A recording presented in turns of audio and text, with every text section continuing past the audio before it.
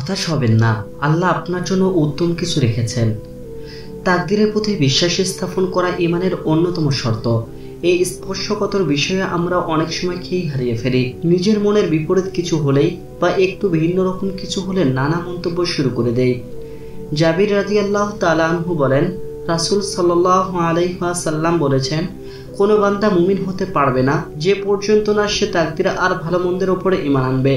এমনকি তার নিশ্চিত বিশ্বাস থাকতে হবে যে যা কিছু ঘটেছে তা কিছুই অঘটিত থাকতো না, এবং যা কিছু ঘটেনি তা কখনো তাকে স্পর্শ করবে না।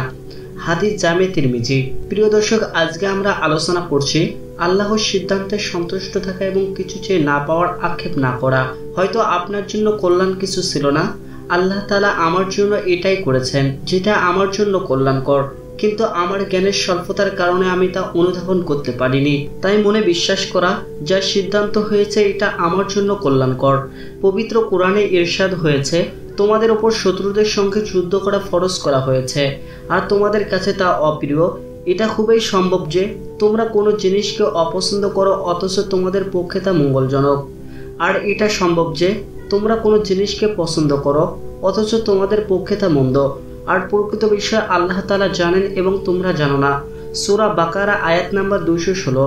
হয়তো ভালো কিছু অপেক্ষা করছে আপনার জন্য, আল্লাহ বান্দার জন্য এর চেয়ে উত্তম নিয়ামত দান করে থাকেন, সেজন্য আল্লাহ তাআলা তাকে সাময়িক কষ্ট দিয়েছেন।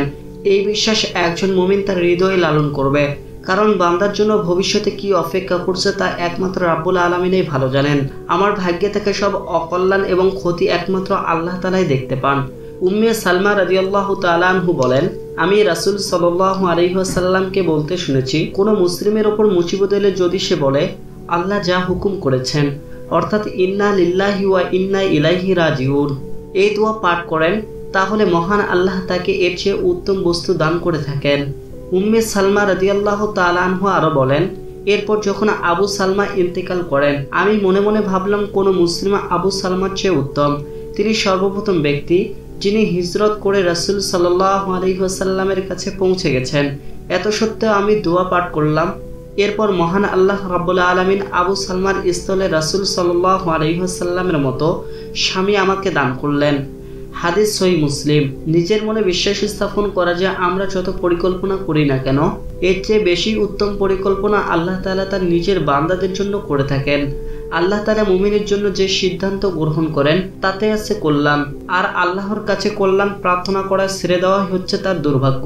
আদম সন্তানের জন্য আল্লাহ যা ফয়সালা করে রেখেছেন তাতে সন্তুষ্ট থাকাই হলো তার সৌভাগ্য, আর আল্লাহর কাছে কল্যাণ প্রার্থনা করা ছেড়ে দেওয়াই হচ্ছে তার দুর্ভাগ্য।